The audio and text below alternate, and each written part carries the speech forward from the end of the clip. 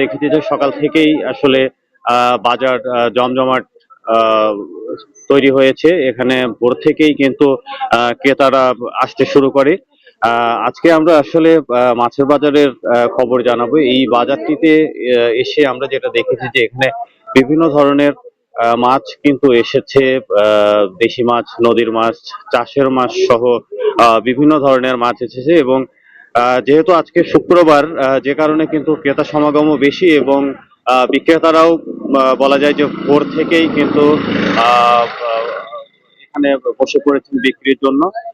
আমরা যদি একটু মাছের দরটা যদি বলি তাহলে আজ কাতল মাছ যেগুলো 2 কেজি বা 3 কেজি ওজনের, সেই মাছগুলো 300 থেকে 350 টাকা কেজি দরে বিক্রি হচ্ছে। গত সপ্তাহে কিন্তু একই ছিল। চিংড়ি মাছ বড়গুলা 800 থেকে 850 টাকা কেজি দরে বিক্রি হচ্ছে। গত সপ্তাহেও একই দামে ছিল বলছে বিক্রেতারা। ইলিশ মাছ বড় যেটা 1 কেজি ওজনের, সেই মাছটা 2500 টাকা কেজি বিক্রি হচ্ছে এবং দুইটাই ওজন যে ইলিশগুলা সেগুলা 1500 টাকা কেজি বিক্রি হচ্ছে। গত সপ্তাহে 1 কেজি ওজনের ইলিশ ছিল 3300 টাকা কেজি এবং যেই মাছ দুইটাই কেজি সেটা আহ, গত সপ্তাহে ছিল 2000 থেকে 2200 টাকা কেজি। তেলাপিয়া মাছের কথা যদি বলি তাহলে তেলাপিয়া মাছ আজ সকালে 160 টাকা কেজি দরে বিক্রি হচ্ছে। গত সপ্তাহেও একই দাম ছিল। পাবদা মাছ, চাষের যে পাবদা মাছটা আজ বিক্রি হচ্ছে 350 টাকা কেজি দরে। গত সপ্তাহে ছিল 300 টাকা কেজি দরে।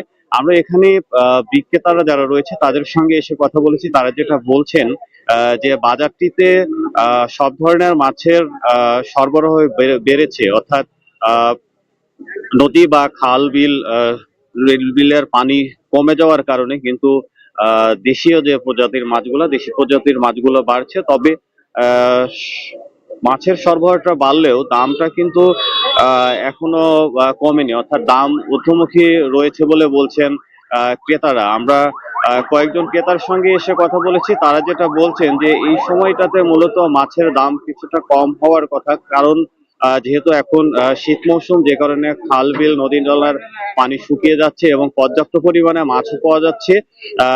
সেই অনুপাতে কিন্তু মাছের দাম ঊর্ধ্বমুখী প্রতিনিয়তই।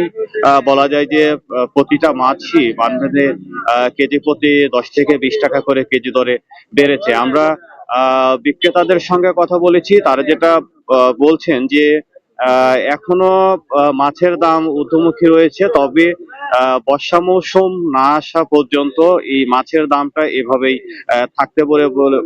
থাকতে পারে বলে তারা আমাদেরকে জানিয়েছেন। আরেকটি বিষয় বলে রাখি যে ক্রেতারা যেটা বলছেন যে আহ, আসলে মাছের দাম বেশি হওয়ার কারণে কিন্তু অনেকেরই তাদের ক্রয় ক্ষমতার বাইরে চলে যাচ্ছে, যে কারণে যারা নিম্ন আয়ের মানুষ রয়েছে তাদেরকে কিন্তু চাষের মাছেই কিন্তু ভরসা করতে হচ্ছে। তো সবকিছু মিলিয়ে বলা যায় যে আসলে কিছু মাছের দাম বেড়েছে, আবার কিছু মাছের দাম কমেছে। তো এই ছিল আমার কাছে মাছ।